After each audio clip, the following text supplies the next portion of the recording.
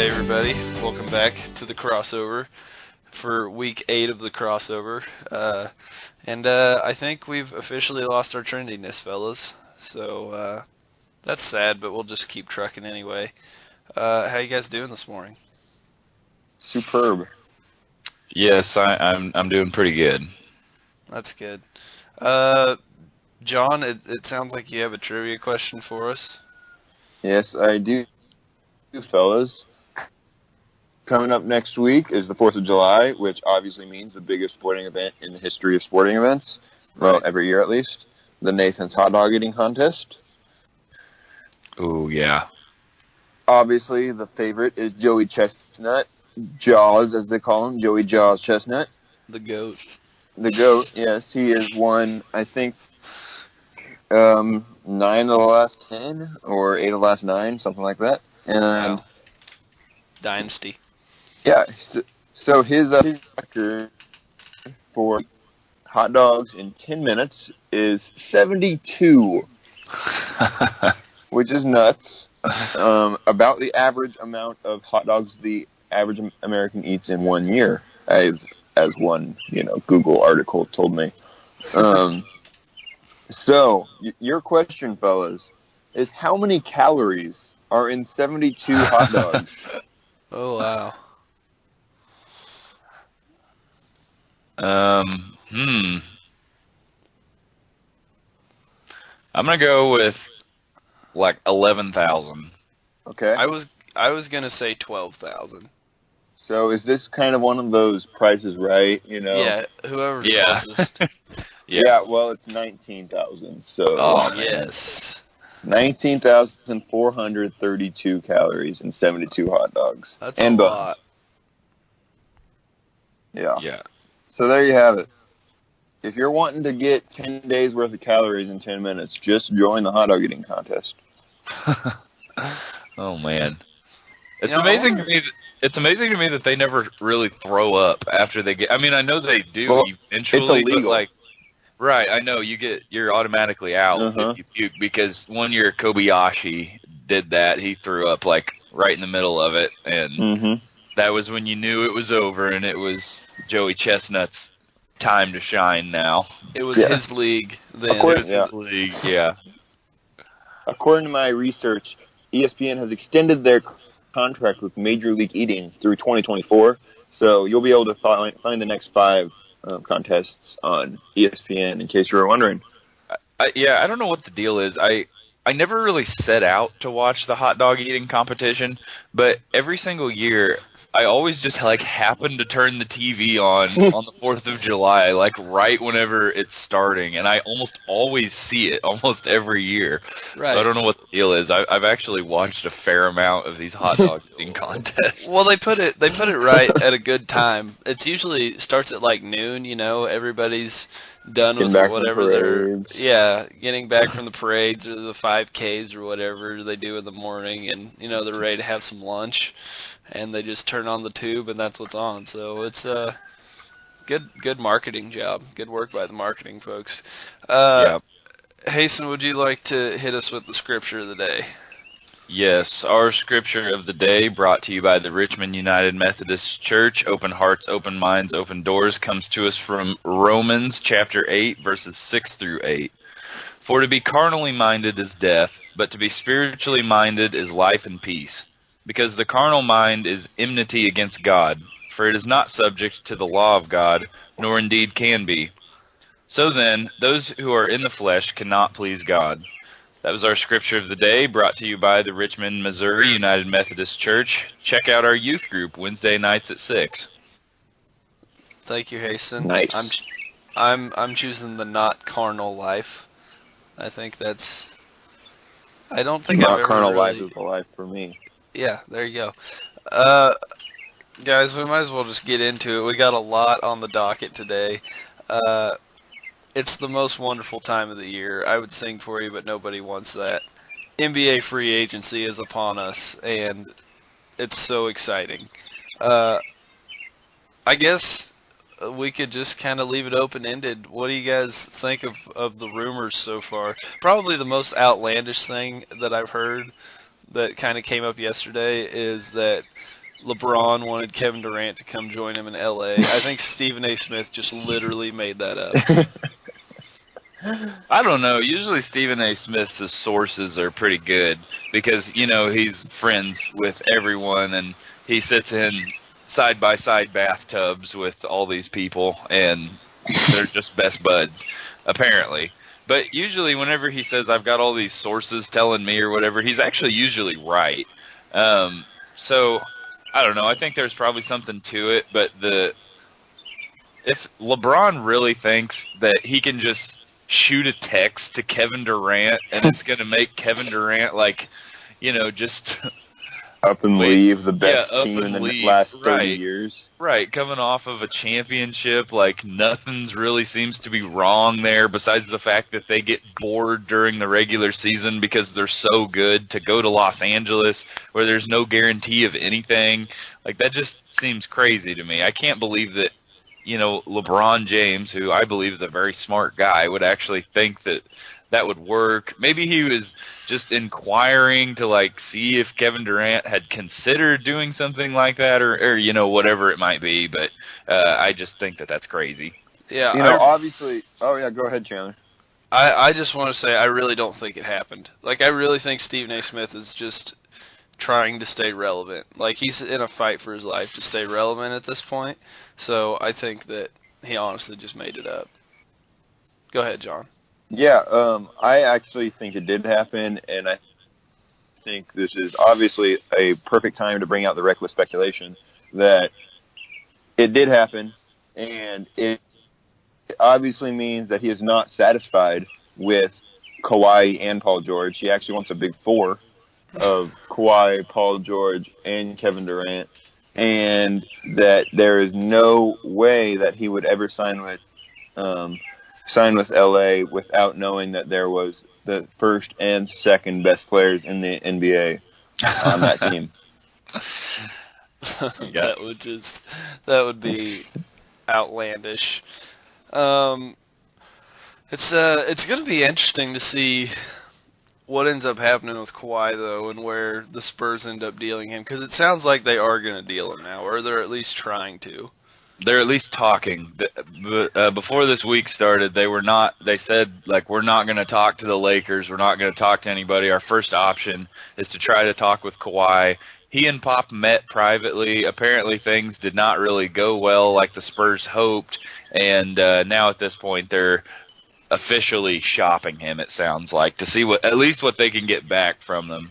But I believe that we're not going to see a situation like what happened in Cleveland, where, you know, Kyrie Irving said, yeah, I think I want out, and then they're like, oh, okay, and then they took the very first deal pretty much across the table for him that they could get, and I don't think you're going to see that with Kawhi. I think that the Spurs would be just fine holding on to him this year. He's under contract, and then dealing him next year, dealing him at the trade deadline, rather, so I think that is kind of likely if they can't get back what they're hoping for him. Yeah, give me a percent chance that Kawhi is playing for the Spurs when the season starts. I'd give it like 30. Okay. I would go a little higher, maybe. I think maybe even 50. Right. I'll be honest, I'm not that plugged in. I think the Lakers really do have a lot invested in trying to get him because I think the Lakers would love to try to get him. So I don't think they'd mind throwing in a Brandon Ingram, Kyle Kuzma, or something like that. I don't know. They've got some good young pieces that I don't think they'd mind to throw in to try to get Kawhi in order to lure LeBron. Right. Yeah, I just don't know that they do have those young pieces, but I don't know if it's enough to interest the Spurs in that. Another interesting, possible trade party that I've heard is the Celtics, but the Celtics definitely would have the pieces to make that trade happen, I think, but they have no reason to enter into a risky trade. You know what I mean? None whatsoever. Yeah, there's no reason for them to try to trade a bunch. They're poised to be the best team in the Eastern Conference next year. So without a doubt, yeah. Yeah, so it would be foolish of them to try to trade away Jason Tatum and Terry Rozier to get Kawhi, and then, you don't know how that pans out with Kyrie, Gordon Hayward, and Kawhi. Like, yeah, that's a lot of star power, but is it really make you that much of a better team? So there's a lot of factors there. It'll be interesting to see. I mean, I also like to think, just because, I'm a Heat fan, I really like to think that Pat Riley's trying to make a move to get Kawhi too, but nobody's really talking about it, but I have no idea. The Heat have a lot of players, I feel like, that are like your blue-collar lunch pail players right now that just makes Popovich salivate. So they do have some players that he might be interested in. I will say that the part of the risk you take if you're a Boston Celtics or someone who's looking at Kawhi, you don't know that he's going to re-sign long-term. He might just be a one-year rental, and you don't want to sell the farm for a one-year rental because if you miss on a title, then, well, where are you then? And Boston's got arguably the brightest future in basketball right now, so I don't think that you want to jeopardize that. Also, I read an article the other day about some advanced metrics and just early career statistics from Jaylen Brown and how close they parallel Kawhi Leonard. And there's some evidence that Jaylen Brown might become something pretty close to Kawhi Leonard here one of these days, just because, like, they've both got massive hands. Like, physically they're a really similar player. They're both, kind of a 3-and-D, tenacious, defensive kind of player. They just do a lot of things well. And so I think that if Jaylen Brown can continue to work on his jumper and things like that, like he might wind up being a player pretty close to Kawhi Leonard here one of these days. So I don't know that it makes sense to trade him, to swap for somebody who's older and, like I said, might be a one-year rental. Right. I agree with that. I'm sure we'll talk more about the Lakers and all that later on in the show, but just NBA free agency itself is such an exciting time for sports fans. To you guys, where does it rank, compared to other sporting events that you look forward to every year? I think that we should take a real quick second and mention to the listeners that John is sitting on the front porch of his farmhouse, and so that's why we're being serenaded by birds and roosters in the background, and I think it really adds to the show, so I'm liking it. I'm It's very peaceful and tranquil. It's a great place to view the sunrise at 6 o'clock in the morning, and yeah, it's pretty peaceful. That's nice.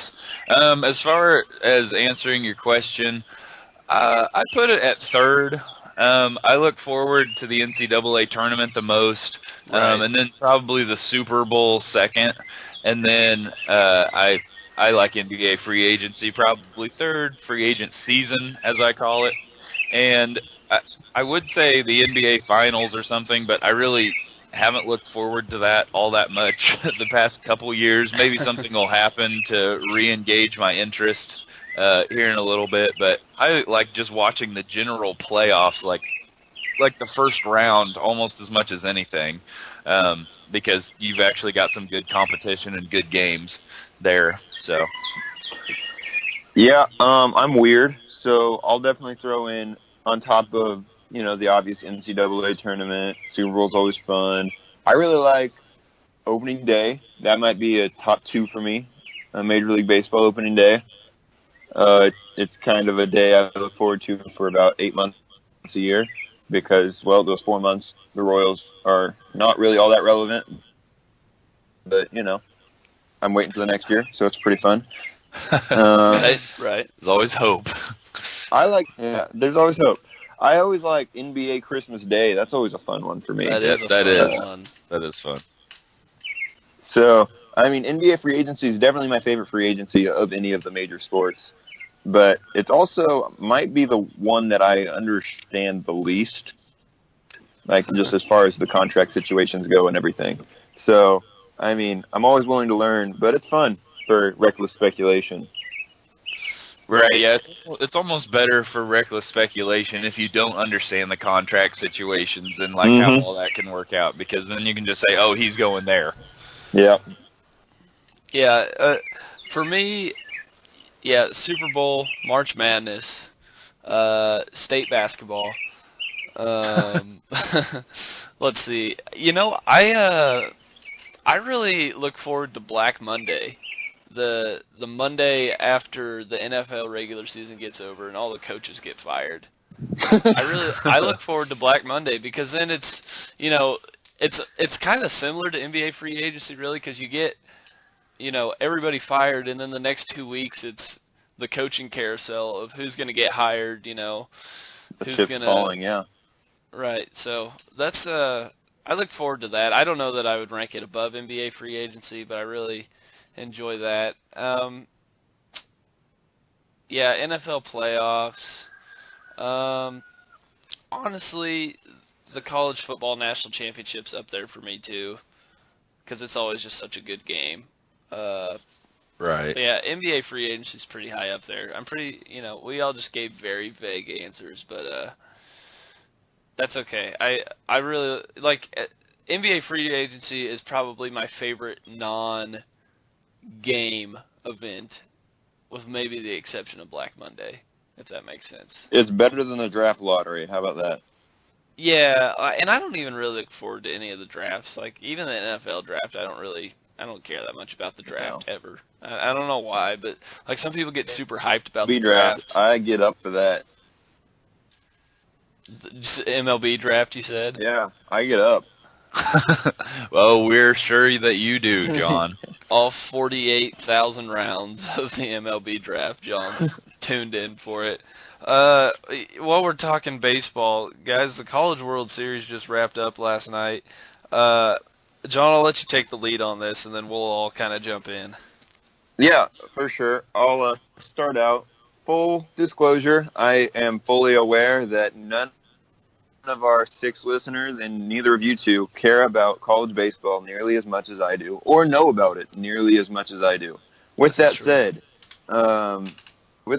I just graduated from Missouri State, who is, about as close to calling themselves a baseball powerhouse as they are any other sort of powerhouse. They're, pretty consistently ranked in the top 22. And by that I mean they're ranked 18 to 22 pretty much all the time. And, make NCAA tournaments kind of on the regular. But outside of that, it's kind of, anybody's guess how they'll do. So this year, they actually played both Oregon State and Arkansas. I went and saw Oregon State play, and they absolutely destroyed MSU. And they played Arkansas twice and lost both games, but could have won both games. So I thought that I, had a fair amount of knowledge on both teams. I could name players on both teams, and so I'll kind of walk you through the College World Series, like the championship, and it was a pretty entertaining series. Arkansas won the first game. I couldn't tell you what the score was. That's not really important. Arkansas won the first game, so they are just kind of dominating the series all the way up through the 9th inning, 2 outs of Game 2. Arkansas is up by 1 run. I believe it is 3-2, maybe it's 4-3, something like that. Arkansas is up 1 run on Oregon State, who has a runner on third base and are an out away from elimination. Arkansas has their star closer on the mound, and they just need to get one more out, and they are national champions. And they get a pop-up behind first base in foul territory. 3 guys are there, and it falls between all 3 of them. The next pitch, he hits a hard liner to left field, brings the guy in from third. The next guy hits a home run. They win the ball game in Game 2. Game 3, they throw a 5-hit shutout and just dominate. Arkansas was probably 3 feet from winning a national title, and instead is going home empty-handed. They have got to be sick. And I was just over here loving it because, as, mid-majors do, they kind of take on larger schools in the area and kind of say, yeah, they're our rivals. We hate them. And Arkansas is kind of that for us in baseball. So, bear up. So, with that said, do you guys think, I've always kind of wondered this. I think the College World Series is awfully overrated as an NCAA championship, but I also think that might be true just because we live in such a immediate area around Omaha, kind of. Like, it's just kind of something we've grown up with. Yeah, I think it is a little bit underrated, honestly. Like, I've been to not World Series games, but like the whatever when they're still like semifinals. I think was the highest one I've been to, and I mean it's a fun atmosphere. Like it is something that we've grown up with and that we're used to. But like if people from a coastal area had never gone, like I think it's worth a trip. Like it's a lot of fun to be there. Mm-hmm. Plus you can go to probably the best zoo in the country if you're into that sort of thing. Right. And who's not?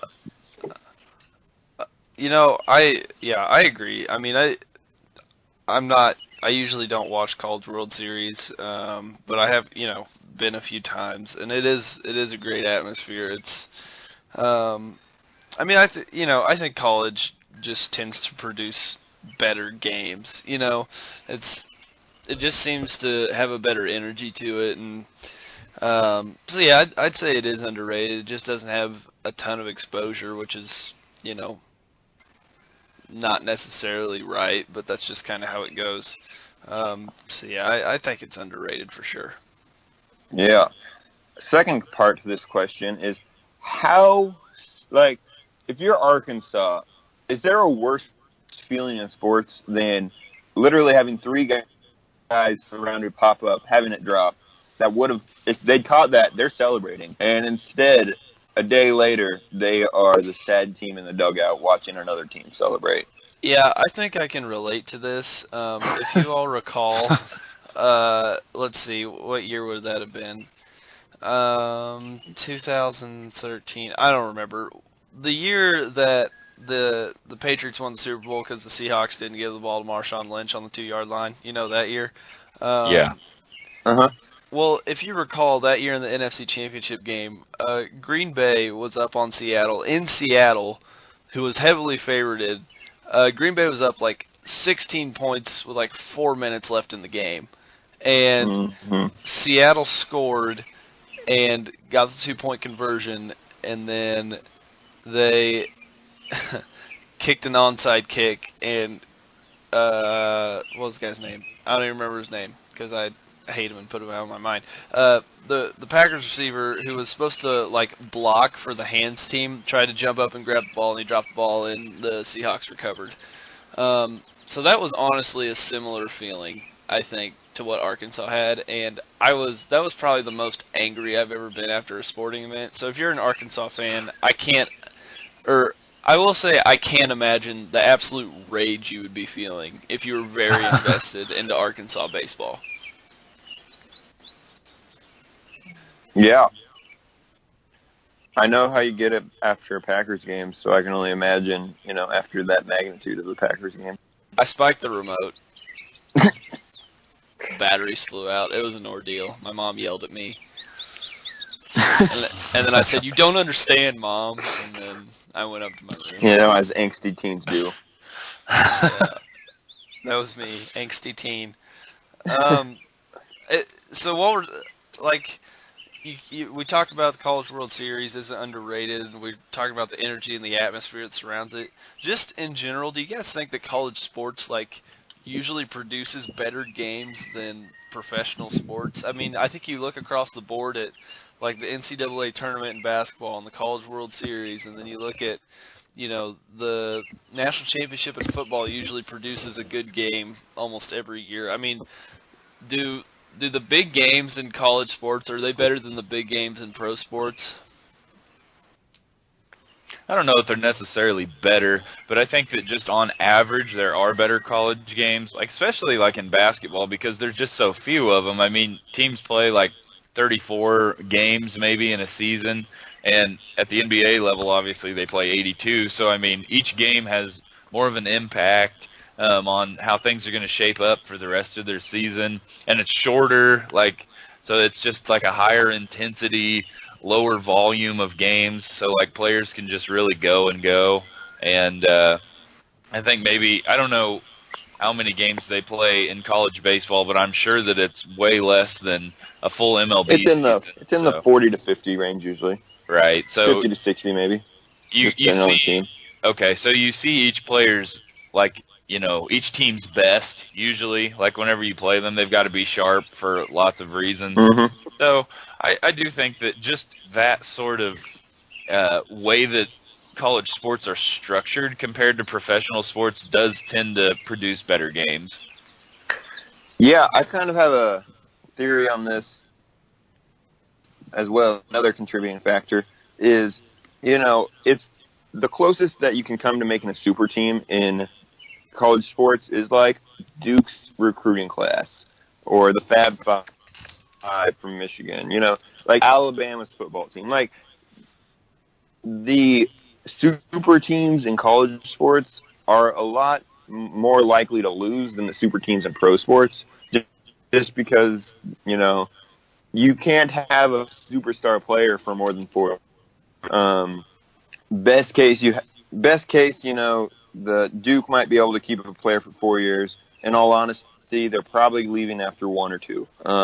Right. And whereas in the pro sports, you can kind of gather superstars like the Warriors have, and you just can't do that. So your ceiling is a little bit lower. But I mean, I think what really makes it fun is the storylines that you get from smaller schools going against bigger schools. Like, that happens a lot, obviously, in basketball and in baseball. It's pretty common too for a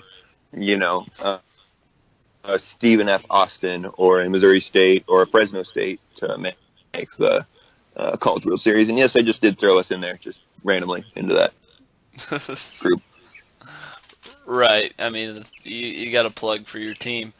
So, yeah, I just think there's a lot of dynamics for college sports that kind of make them more entertaining.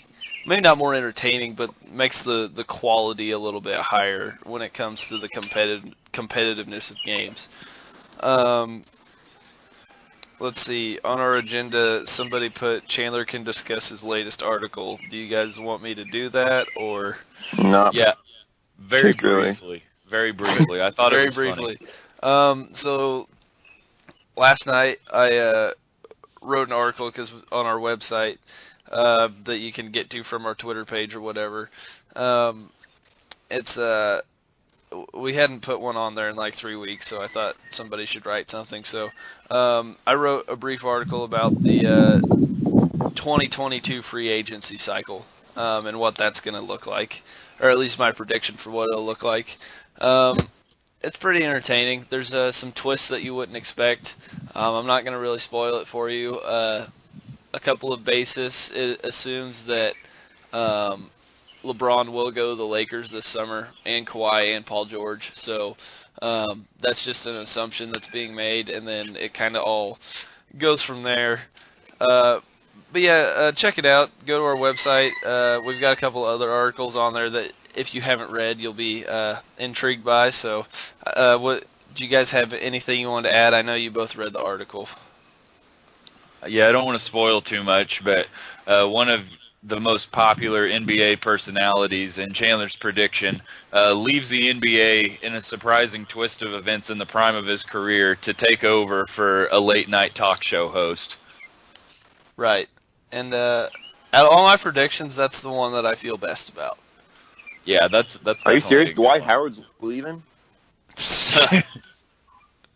Yeah, in the prime of his career in 2022. Dwight Howard, will you ever quit being hilarious? All right. So we'll go ahead and get into a new segment that we've never done before called Sports We Could Do Professionally. And I'm pretty excited about this. I think we've got some good ones on the list. Let's go ahead and bust right in, fellas. The first one that's on our list that kind of made me suggest we do this is curling. You know, the weird sport where they have the brooms. It's like shuffleboard on ice with brooms, you know, that sport. Yeah. Could we do that professionally? And I guess there's two schools of thought here. There is, could we do it right now? And with some, years of training and practice, could we realistically do it within the next couple of years? I think those are the two schools of thought here. Right, yeah. So I think some of these are going to be funny, but I don't think that there's almost any of them that we could just walk out of the door right now and go compete at a high level professionally with other people. Maybe one coming up here in a little bit, but I don't think that there's very many that we would like actually stand a chance against people who have spent lots of time working on this. So, but you know, give us 10,000 hours to put towards this and dedicated training, then yeah, I mean, I think some of these we possess the athletic ability to be able to do them. You know, like the NBA, like we're never making it there. Doesn't matter how many baskets we shoot. Whoa, bro! I've been working on my vertical for months now. So are you up to 13? I'm up to now? 17 inches. You're on your way, John. I'm sure that one of these days I'll touch a rim. I'm sure that the NBA scouts have all been scoping out the Missouri State Rec Center, looking for talent. Yeah. Yep. So yeah, curling. I do think that we could do this one. Maybe that's wrong of me to think that, but our last year's Olympic squad, there's a meme about them that just says they look like a bunch of dads who tried to just spend the weekend getting away from their wives, but they wound up competing in the Olympics. And that is very true, and that's exactly what they looked like. Like, they just looked like 5 random dudes. One of them had a crazy cool mustache, and like they just looked like some bros who just were like, I don't know, let's just go see if we can make it into the Olympics in curling, and they showed up. I'm sure that that's not true, but that's kind of what it looks like. So I feel like we could probably do that if we, like I said, had tons of time to train to do it. Right. First and foremost, isn't Haston just referenced his second meme on this show in its 8th broadcast? So I am putting you under official warning that if you do that again, while that one was much funnier than the last one, we might have to pursue disciplinary action. You got to cut me some slack. It's 6:18 in the morning. Like, my brain really doesn't start firing on all cylinders until at least 9 or 10. So. Fair enough, but this is still ridiculous. You are 22 years old, 23 years old, however old you are. That's fair. That's fair. I'll just jump on curling. I could not stand up on the ice long enough to curl, so no, I could not. Yeah. So, kind of related to that, I had to do some research about like what curling actually looked like. And the deal breaker for me on whether or not I could do this was, do you have to be on ice skates? Because I wasn't sure. And no, you don't have to be on ice skates. So I think probably with some years of practice, I could be a professional curler. I just really hope that they make a movie about our latest Olympic curling squad, because I would for sure watch it. But it needs to be called like Miracle or something like that, like starring Seth Rogen. Yeah.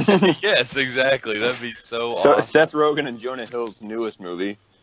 Yeah, right. It definitely needs to be a comedy. All right, next on the list for sports we could do professionally, cornhole. Could we do cornhole professionally? And yes, there is professional cornhole. We're not making that up.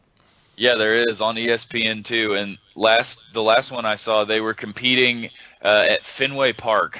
They had the cornhole thing set up like right by the dugout, and there was like 12 people in the stands watching. And honestly, it was amazing how good these guys were, though. Like, they were snipers with these beanbags. It was impressive. Like, they could knock other people off. Sorry, I didn't interrupt you. I'm going to go ahead and say no, I cannot do this professionally because I'm not good at cornhole, and I don't think I could ever be that good. I think I could. Give me, a couple 100,000 hours, whatever. 100,000? 100, or 1,000. Oh, okay. But I think it'd be a fun little experiment. I think I'm decent enough at it now that, I'm not good by any means, but I'm fine at it. And if I was to practice, I think I could get pretty good at it. Right. Yeah, I'm pretty good at cornhole. I have a cornhole board thing, and we play at youth group almost every Wednesday. So I've logged some hours, and I think I could do this one. Like I said, I've watched it on TV. The people who are good, like the best of the best at this, I mean, they are just the most average-looking people you have ever seen in your life. So they're more average-looking than the curling team by a long shot. So I think that, yeah, this is just a matter of practice. Right. Yeah, I still don't think I could do it. I'm not very good at it. Next on the list, water polo. Could we do water polo professionally? Of course not. Whoever put this on here is ridiculous. Yeah, there's no way. I don't know. I feel like this is also one that's a matter of a lot of practice. Like, you got to realize, though, I'm a strong swimmer. I swim with my feet, keeping me above while I tread water all the time. I think that I could do it eventually, but it would take longer than the other sports that we've mentioned so far to get where I could do it at a professional level. I don't think you realize how much treading water is. No, I know. It's insane. I'm telling you right now, I am in nowhere near the shape I would need to be or the condition I would need to be. I'm going to stop you there. I firmly disagree. There's no way you could do it. No. No way. Water polo players are world-class athletes. There is freaks of nature. There is zero chance you could ever do that. And neither could I, and neither could anybody that I know. Next, tetherball. Could we do tetherball professionally? Don't even give me a chance to defend myself. No, because you don't deserve one. Like, there just the ignorance on your part to think you could do that. There's no way you could do that.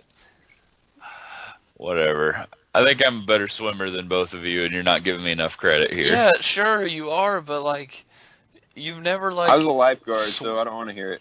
Yeah, you've never, like, swam just because you can tread with the brick to pass the lifeguard training doesn't mean you can play water polo. I mean, they have to tread and swim for hours and, I mean, do it quickly and then also, like, play soccer while they're doing it. I mean, there's no way that you can do this. Okay, they do not play soccer. They throw the ball back and forth. Well, I know, but the concept of having to defend and, you know, play that style, that's what I mean. I know they don't play with their feet, but you know what I mean? Like it's a soccer-style game. No, I totally understand that, but I'm saying the things I'm good at factor in here. Like, I'm tall, I can tread water. I'm saying it would take me forever to get in this kind of shape. I would have to be at an Olympic training facility, but I think I have the potential. That's all I'm saying. I know. Okay, let's move on to tetherball because I don't think there's any way that could happen, Haston. No, there's no way. Tetherball. I'll show you guys. But this will be the trivia or the poll question for this coming week. Could Haston do water polo professionally? Everybody's going to say no because people hate me. You're a real hateable guy. I know. Okay, tetherball. We're doing tetherball now. We're not going back to water polo again. Tetherball, I mean, probably, I feel, I don't know. I guess I would need to watch some professional tetherball players and then get a benchmark for where I'm at compared to them. I'm sure it'd be a long ways off, but I feel like anybody could get good at tetherball if they played long enough. I'm going to say no. no. I think the things that come in handy here would be big hands, got it, would be tall, got it, and reasonably athletic so you can jump a little and, like, you know, move side to side. And I like to think I'm that too. So I think I could do that. Okay, that's fair. But, you know, I used to tear up the elementary school tetherball circuit. Right. I'm going to say no. I'm nowhere near the same stratosphere as Napoleon Dynamite. So he's far and away better than I am. Yeah. Yeah, I don't know. I mean, like I said, I'd have to watch more professional tetherball than I do to know where I'm at. Professional bowling is next on the list. Absolutely not. There's no way I could do this. I am not very good at bowling. Sometimes I'm okay at it. Like, I've gone out and bowled a 180 or something before, which is fine. But then I'll turn around the next game, bowl like a 54. I'm terrible at bowling. No, I could not bowl professionally ever. Yeah, I don't know. I'm really kind of torn on this one because I feel like maybe if there was like a coach that like worked with me and I bowled every single day, like maybe eventually I could get good enough to do it professionally, because I feel like this one is also maybe just kind of a matter of practice over I think natural athletic ability. So I'm going to give a solid maybe on this one. I would concede bowling. I think you could become a professional bowler. Yeah, one of my favorite things to do, as you guys know, is on a random lazy Sunday afternoon, turn on ESPN2 and watch the PBR and make fun of the hairstyles. And they're just the most random guys. You know, it's a moxie group full of red afros and kind of overweight guys and guys that just moved out of their parents' basement. And I think we could do it. I don't think we will do it. How about that? Yeah, absolutely. Yeah, agreed. I mean, agreed. I think that's the case with any of these. And how sad is your life? Like, if you are spending all that time in a bowling alley to like train yourself to become a professional bowler. Right, because bowling alleys aren't like happy places. They've got bad lighting, bad music. Right. Right. Yeah. They smell weird. Last on the okay, all right. Let's stop describing bowling alleys.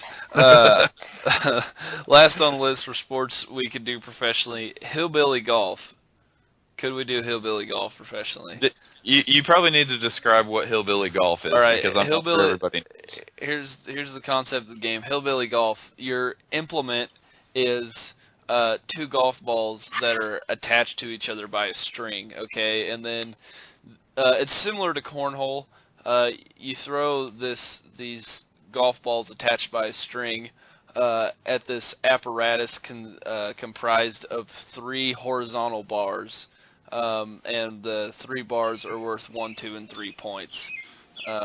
So yeah, the idea, that's how you score points. You usually get like 3 tosses, and it's similar to cornhole. So yeah, hillbilly golf. I think I could definitely do this professionally. I mean, this is kind of our go-to sporting event at family reunions, and it gets pretty cutthroat. Like, I don't think we're that far away from the pros, to be honest. Yeah, I gotta agree with you. This was the one that I thought maybe we could almost walk out and play professionally right now. Probably not quite, but I think that we would be the closest on this one, because I don't think that there's much going on professionally with this one, so I don't know that we would have a huge amount of competition.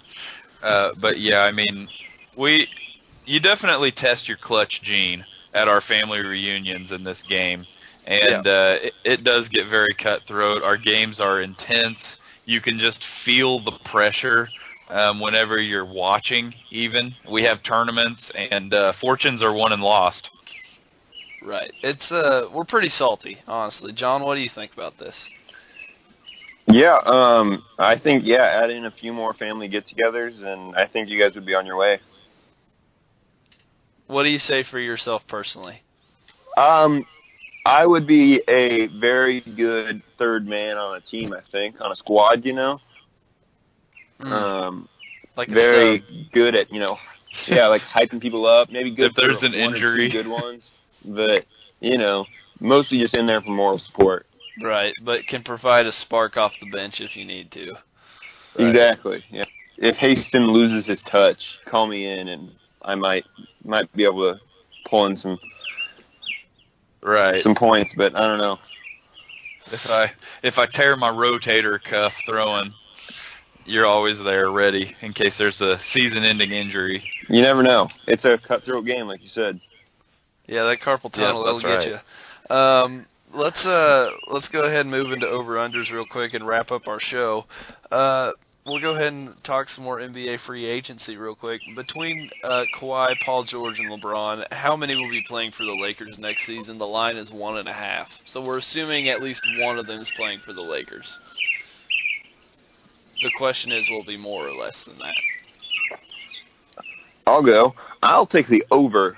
I don't know what you guys are going to do, but I'm going to take the over on that. I think Paul George will be there just because he's almost gone so far under the radar. I feel like people just aren't really talking about him.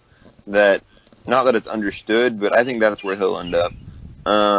And it really wouldn't surprise me if they swooped in and traded half their franchise for Kawhi, and then LeBron went somewhere else, or if they signed LeBron with just Paul George or something like that. It wouldn't surprise me that much. Yeah, that wouldn't surprise me that much either. I don't know. I'm firmly torn on this because I could just as easily see the Lakers getting none of these three guys as I could see them getting all three of these guys. I would have said if Stephen A. Smith hadn't put out that feeler that LeBron was texting Kevin Durant about going there, I would have said, nope, none of them are going there because I didn't think LeBron was going there. And I thought still don't Paul think George, that happened. Well, whatever, Chandler. Whatever you think. You don't trust Stephen A. Smith's credibility. But I don't think I honestly still kind of think that Paul George is going to stay in Oklahoma City, and it's just a money thing. And then go to L.A. maybe next year. And then Kawhi, I don't know. I just never really saw that the Lakers had enough to trade with San Antonio for that to work out.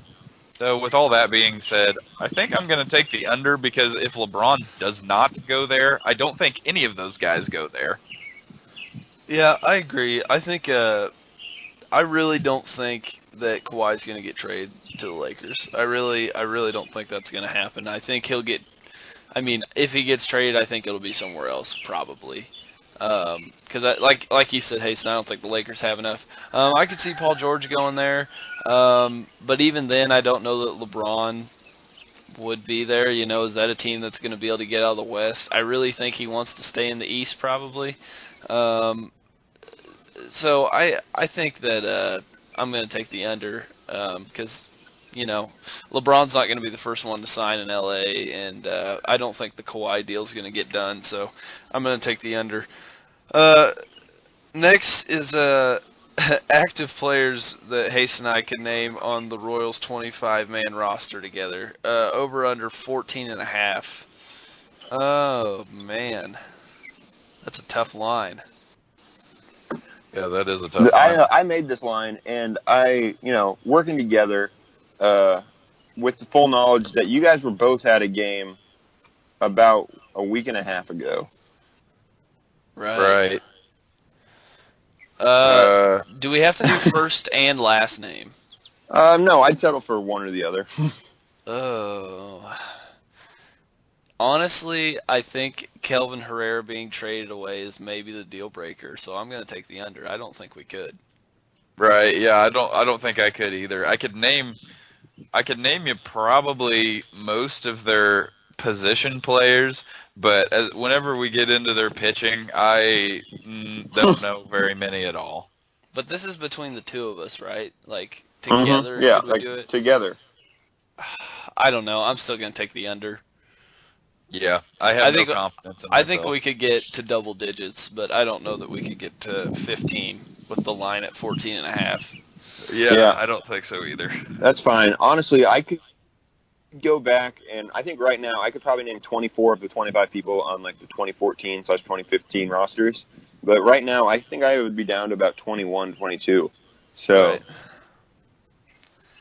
Yeah, I think if this was the 2014-2015 roster, we could probably do it.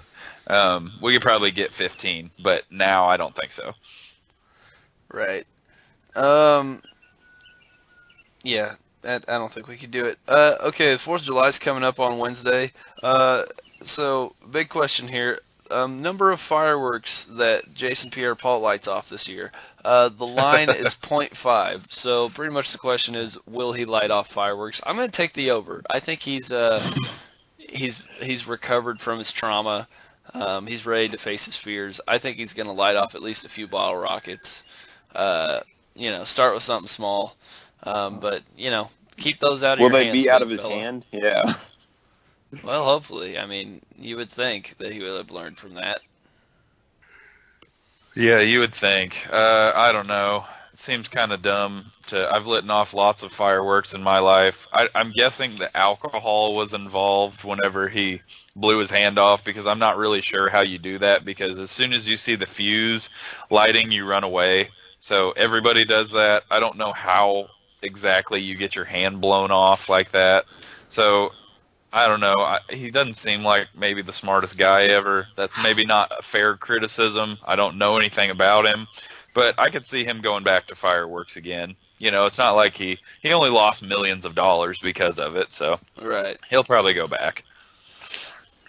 Yeah, I'm with you. Gotta light up fireworks on the 4th of July, so I mean, might as well. It's a must. It's a must. So tonight, Hasten and I and our cousin Brian are going to go see the Uncle Drew movie. I'm really looking forward to it, even though I know it's going to be terrible. How many people will be in the theater tonight when we go see Uncle Drew? This probably matters. We're going to go see it in Kansas City at the Berry Road AMC, which I think that factor is important here. So number of people in the theater, over under 54.5. Also, it's probably important to mention that this is the second night, right? Or is it premiering tonight? I think this is opening night. Okay, so this is opening night, so like it's never going to get any better than this. Yeah, Right. I'll go first since I won't be there because I'm moving into my apartment tomorrow.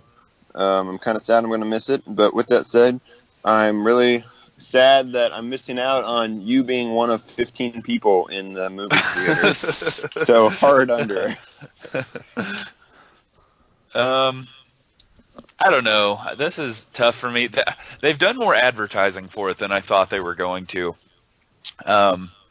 So I'm ever the optimist. I'm going to take the over. Yeah, I mean it's out there. Like people know about it if they want to go see it. I don't know. I think Uncle Drew has a large enough cult following, you know, that it could maybe do this. It's a Friday night in the middle of July or middle of June. I'm going to take the over. Kind of the end of June, but whatever. Yeah, whatever. Whenever I said that, I it was completely wrong, and I knew it. So we're just going through mine and Hastings' weekend now, I guess. And then tomorrow, following the movie, Hastings and I are going to spend the day at his house in Richmond. Hours of GameCube that we're going to play tomorrow. Over under 5.5. I'm going over. Over. I bet we get into the 6, 7, 8 range.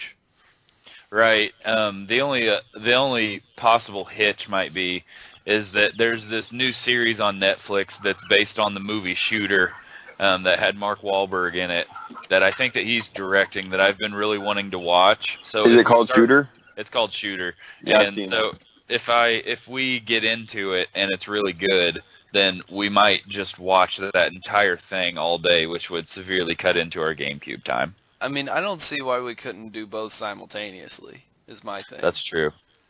We would have to bring in the second TV next to the first big TV, but we've done that before. I mean, dream big. Right. Let's see. So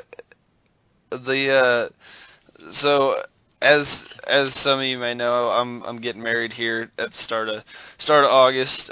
This weekend, my fiance Morgan is going on her bachelorette party, and Hastings' wife Katie's one of the bridesmaids. So the question is, run-ins with the law that the women will encounter on their bachelorette party. They're going down Lake of the Ozarks, gonna spend a day out on the water and have a cabin and that sort of thing. So run-ins with law enforcement this weekend for the ladies. The line is 0.5. What do you guys think? Well, if the show Ozark on Netflix is any indication of what's going to happen to them at Lake of the Ozarks, they're going to get involved in a money laundering scheme. They're going to have run-ins with local heroin dealers, and they're going to have lots of problems trying to get this money laundered while they're down there. So I'm going to go over. They're going to have about 25 run-ins with law enforcement. In one weekend, impressive. Yep. Yeah, that's how the show is. I don't think a weekend is long enough for all that to happen. Dream big. So I'm gonna take the over at about 1, but I'm not going 25. That seems outlandish. Well, That's true. It's outlandish in the show too. well, since Katie's going to be there, and knowing how she is, I think I'll Right. take the over as well. Yeah, just because, based on her history. Right. That's true. Her bachelorette party, there was at least one. So I there's was gonna pictures say to prove it. There's pictures to prove it. It wasn't a bad thing. She just took a picture with a policeman who I think told her she had to leave a bar, if memory serves. Yikes. Future mother of my children. That's Yikes. a good time. All right, fellas. Well, we might as well go ahead and end the show here. Got any shout-outs this week? John, are you still boycotting the shout-outs? No, I've decided to move on from that because I don't think it would ever end. So I'm gonna now I'm gonna go ahead and shout out John Denver, who is the musician behind the gym Rocky Mountain High. Was in the Rocky Mountains last week, and man, there's some good mountains out there. That's true. Very nice. Very nice. I'm going to go ahead and give my shout-out to Seth Phillips, our golf analyst. I promised him for like 3 weeks that he was going to be my shout-out, but then stuff always came up, and then he was on the show. So I told him that was better than his shout-out, but I'll go ahead and give him this week's. All right, attaboy Seth. I was thinking about this, and while we're talking about it, I'm gonna give my shout out to my fiance Morgan, just because Boo. I appreciate that she's marrying me. I didn't even have to lie to her about myself or anything. She's just doing it out of the kindness of her heart. So, yeah, shout out to Morgan. Appreciate you, and hope that all the ladies. They won't listen to this. No, yeah. I mean, that's part of the why I never gave her a shout out, because I know she'll never listen to this. But anyway, yep. Now she can't say I haven't done it. So that concludes our show this week. Hope everybody has a great week. I'm looking forward to our weekend. I'm looking forward to Uncle Drew. Yeah, we'll have a full report for you next week on the crossover. Next week might be the first ever movie review for the crossover. So you'll have to look forward to that. So everybody, thanks for listening, and we'll catch you next time on the crossover.